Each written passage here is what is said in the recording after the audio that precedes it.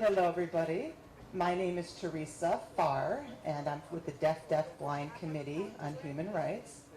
And I'm here today on behalf of Janene Huffstater, and she's a Canadian-born American woman who is not here today because she had back surgery, and so she couldn't make it to tell her story about her son, John Eric, who had been hospitalized and was not given equal access to communication. He's deaf and he's in his 20s, and he uses American Sign Language to communicate. And he went into the hospital to get some mental health services, and he said he had some schizophrenia and he wanted to be checked out. He was refused interpreting services. They did not provide him an interpreter.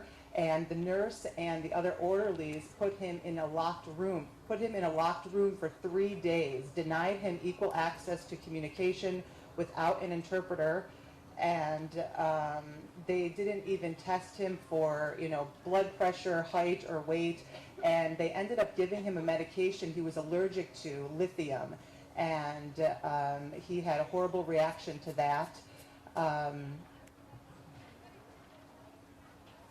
So without communication, he was left in the hospital until finally the social worker came in and realized he was sick from this medication, and he was taken off of it because he'd been vomiting horribly for 3 days and he was very sick.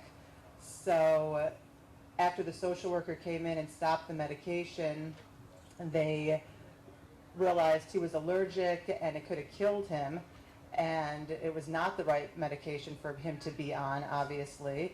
And without the communication and not having an interpreter, it was probably the worst experience that he had had to endure in this hospital setting.